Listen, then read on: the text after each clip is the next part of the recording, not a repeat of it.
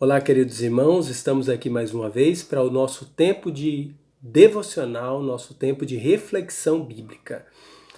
E o trecho que eu quero compartilhar com os irmãos nessa noite se encontra na primeira epístola de Pedro, no capítulo 2, onde nós vamos abordar o trecho a partir do verso 4 até o verso 8. Então, primeira carta de Pedro, capítulo 2, versos de 4 a 8. Pegue aí a sua Bíblia, abra e acompanhe a leitura junto comigo e a reflexão que nós faremos juntos para aprendermos e crescermos no que a palavra de Deus tem para nos ensinar.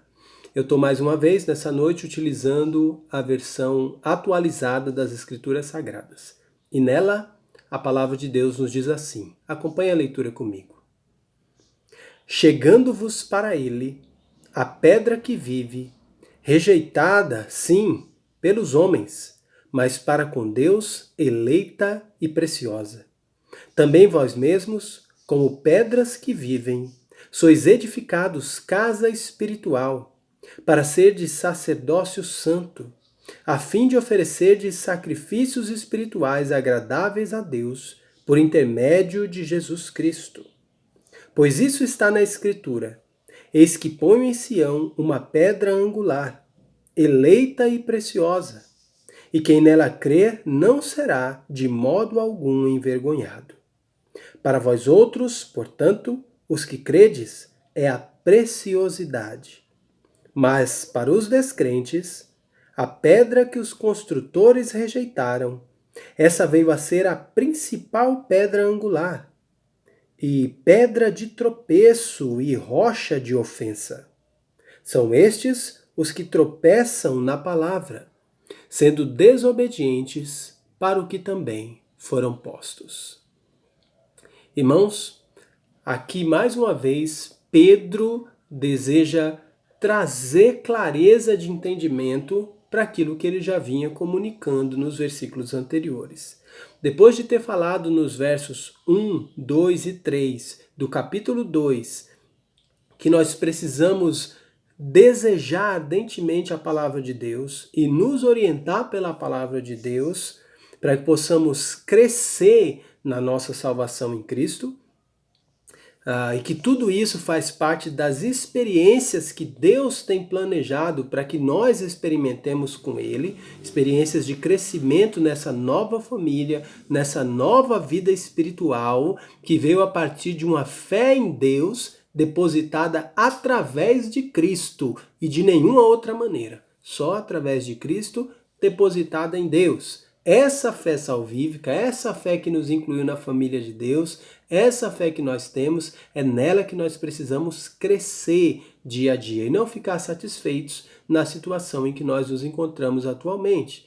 Aí Pedro entra no versículo 4 dizendo o seguinte, explicando um pouco mais sobre essa relação que existe entre a nossa vida e a nova vida que Deus nos tem dado. Ele diz assim: chegando-vos para ele. Perceba que esse ele aí ainda está fazendo referência ao Senhor que é bondoso, ou seja, a pessoa de Deus, que é aquilo que ele já destacou no final do versículo 3.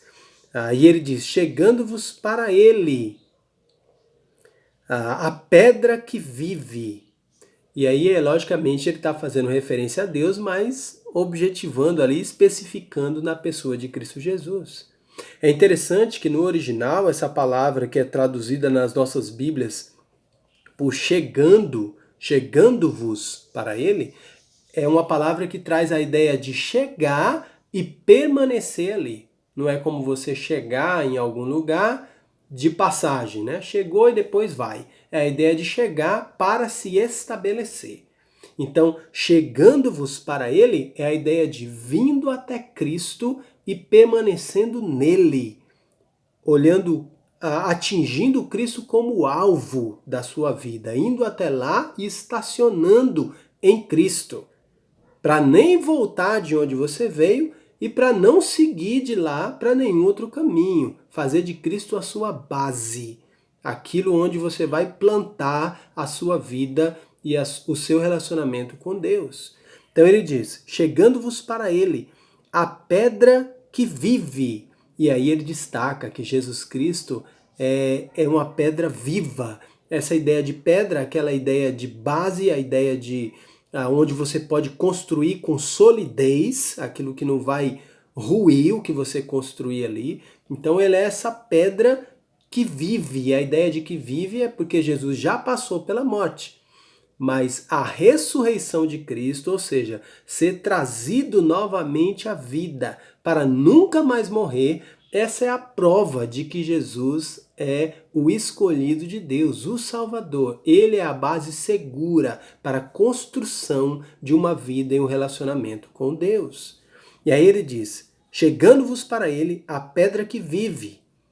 E ele explica que, embora Jesus Cristo seja assim tão maravilhoso, nem todos ouvem de Jesus, recebem e acolhem Jesus Cristo como fundamento das suas vidas. Muitos, ainda hoje, talvez você seja um deles, eu não sei, mas muitas pessoas nesse mundo têm vivido rejeitando o Senhor Jesus Cristo. Por isso ele diz: rejeitada sim pelos homens. Então muitos homens estão rejeitando o Senhor Jesus Cristo. Muitos têm olhado para Jesus como um grande mestre somente. Têm olhado para Jesus como alguém que falou coisas importantes, coisas boas que nós devemos seguir. Mas não têm olhado para Jesus como o Salvador da sua vida, como a rocha sobre a qual ele precisa construir, até onde ele precisa ir e estacionar, e ali construir o seu viver. Então a Bíblia diz que ele é rejeitado sim pelos homens. Muitos homens têm dado as costas para Jesus, não têm valorizado nem o que ele fez no seu sacrifício expiatório, no seu sacrifício de coragem, no seu sacrifício de graça e misericórdia, porque ele não precisava fazer isso, fez, mas não era obrigado a fazer, mas escolheu fazer por amor. Mas muitos têm dado as costas. Acontece que enquanto os homens rejeitam a Cristo, veja o que é falado a respeito da opinião de Deus sobre isso, sobre o que Cristo fez e sobre quem ele é. Veja o que diz aí mesmo no verso 4. Rejeitada assim pelos homens, mas para com Deus eleita e preciosa. Jesus é aquela pedra que foi escolhida por Deus. Ele foi eleito para essa posição de Salvador. Ele foi eleito para ser aquele sobre quem nós devemos construir a nossa vida e através de quem nós vamos manter vivo e permanente para sempre o nosso relacionamento com Deus. Ele foi eleito e ele é precioso. Precioso para Deus. Colocar a fé em Cristo, estacionar em Jesus e viver a partir dele, se alimentando dele, crescendo dele, vivendo para ele. Essa é a preciosidade de Deus. Deus vê isso como algo precioso, como algo de valor. Essa palavra precioso às vezes é usado para ouro, é usado para diamante, é usado para valores superiores. E é exatamente isso que Jesus Cristo é. O valor infinitamente superior. E isso para Deus. É Deus quem vê Jesus Cristo assim. E ele continua dizendo, né? Ele vai além. Verso 5.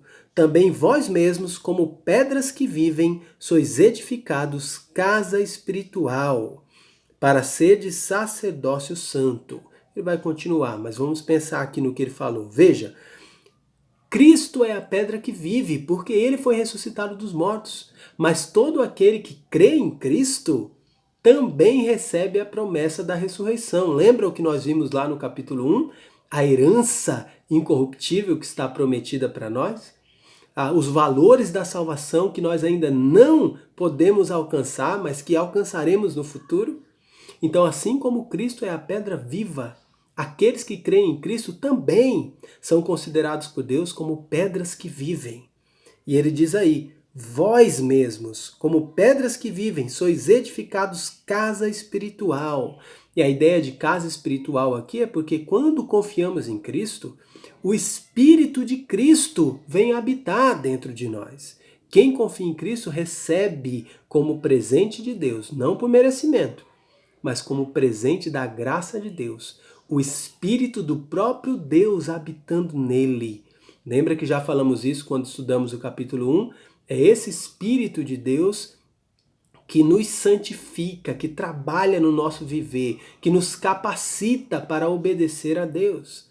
Então recebemos o Espírito de Cristo, nos tornamos casa, é onde o Espírito de Deus vem morar em mim, vem morar em você se você crê em Cristo dessa maneira. E aí nos tornamos casa espiritual. Não só isso, mas ele explica usando uma outra figura. Ele diz, para ser de sacerdócio santo. E a ideia do sacerdote, Pedro está fazendo um paralelo com os sacerdotes do Antigo Testamento. O sacerdote tinha uma função dupla. O sacerdote era aquele que ligava o povo a Deus e ligava Deus ao povo. Então, se o povo tinha algo para falar para Deus, falava para o sacerdote e o sacerdote transmitia isso para Deus. E se Deus queria comunicar com o povo, Deus falava com o sacerdote e o sacerdote comunicava isso para o povo. Então, naquela época, o povo dependia do sacerdote para se achegar a Deus. O que Pedro está explicando aqui é o que nós costumamos chamar na teologia de o sacerdócio individual do crente. Pedro está dizendo, cada um que creu em Cristo se tornou casa espiritual de Deus. O Espírito de Deus veio habitar dentro de você. E agora você se tornou também, por causa disso, sacerdócio santo de Deus, sacerdócio separado para Deus. Então você tem acesso agora direto a Deus, sem precisar de um sacerdote. Então essa ideia de que o crente precisa do pastor para se achegar a Deus é uma ideia errada. Não que o pastor não tem seu valor, eu sou pastor, e os pastores têm grande valor. Eles auxiliam o povo na instrução da palavra de Deus. Mas nenhum crente precisa ligar para mim para dizer, pastor, eu quero falar com Deus, fala assim, assim, assim, assim para Deus, ora lá para Deus e fala isso, isso, isso que eu estou querendo falar com ele. Não, de maneira nenhuma. Nem pastor, nem padre, nem bispo, nem o que hoje eles estão chamando aí de apóstolo, de qualquer outra coisa que eles estão inventando, um monte de nome por aí, tá? Mas nem um líder religioso, ele é autoridade para ligar a pessoa com Deus. Hoje, aquele que crê em Cristo tem acesso direto para Deus. Então, você mesmo pode orar e falar com Deus. Você mesmo pode ler a palavra de Deus e entender pelo Espírito Santo de Deus que habita em você aquilo que está escrito. Conhecer a vontade de Deus, obedecer a palavra de Deus, sem precisar de intermediários. Isso é feito por conta do Espírito de Deus que habita naqueles que confiam em Jesus Cristo. E aí ele diz, por sermos sacerdócio santo, melhor dizendo, nós podemos oferecer sacrifícios espirituais agradáveis a Deus. Ele fala sobre sacrifícios agradáveis a Deus, significa que nem todo sacrifício, nem toda oferta é agradável a Deus. Deus não é aquela pessoa que está mendigando pela rua. Você pode jogar na mão dele qualquer coisa que ele aceita e fala obrigado. Não é assim. Existem sacrifícios que são agradáveis a Deus, enquanto outros não são. E para oferecer sacrifícios agradáveis a Deus, é necessário sermos sacerdócio santo. Então é necessário termos depositado a nossa confiança em Cristo. É a fé que depositamos em Cristo que vai nos habilitar a oferecer para Deus algo que seja agradável. Ele diz aí, oferecer sacrifícios espirituais agradáveis a Deus. E como é que alguém oferece um sacrifício agradável a Deus? Como é que eu faço para oferecer alguma coisa que Deus se agrade? Então, como é que eu sei que eu não estou oferecendo qualquer coisa para Deus? Ou algo que não agrada a Ele? A resposta está nesse mesmo verso. Final aí do verso 5. Por intermédio de Jesus Cristo. Então, Jesus Cristo é a resposta.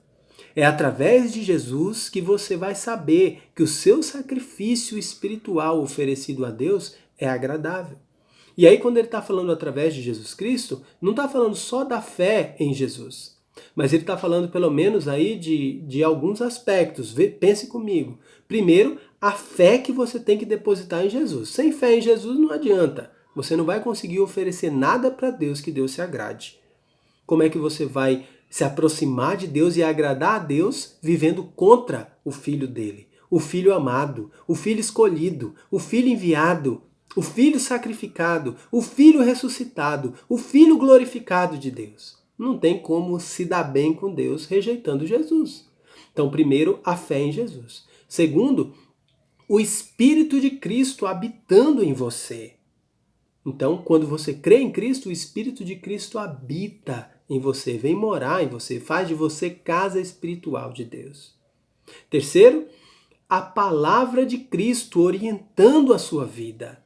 Então, quando você lê a palavra de Deus, a Bíblia, e orienta a sua vida através dela, aí sim você consegue chegar nesse último aspecto, que é o quê? A vontade de Cristo prevalecendo na sua vida.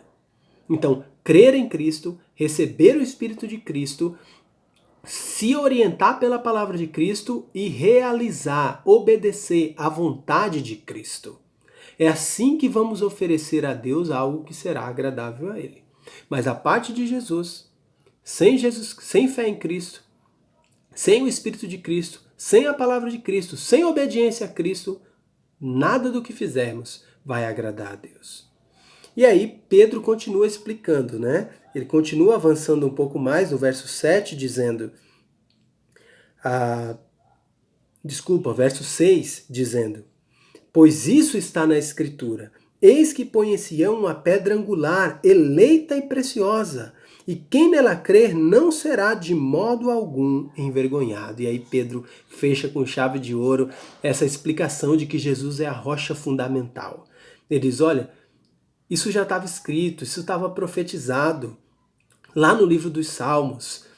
Então, Deus só está cumprindo o que ele já tinha prometido antes para aqueles que confiam nele. Vale a pena crer em Cristo, e quem crer nele não será de forma alguma envergonhado.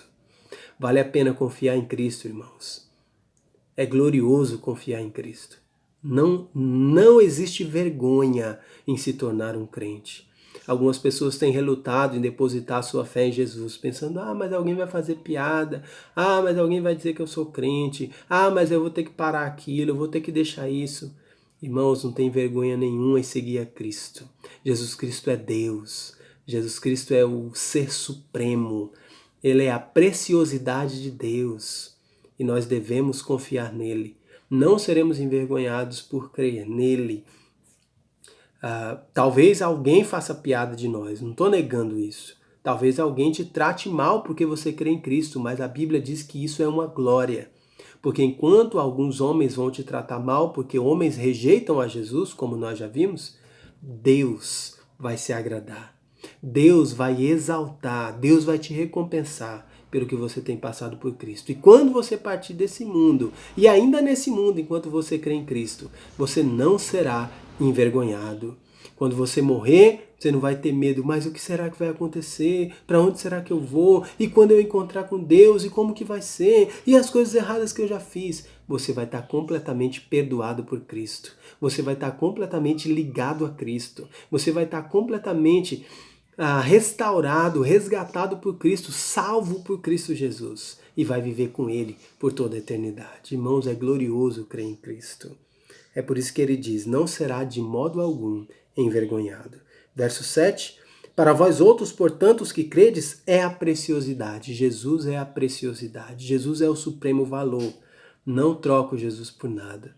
Não posso perder Jesus. Com essa crise de saúde aí, posso perder a minha vida. Posso perder minha família. Posso perder algum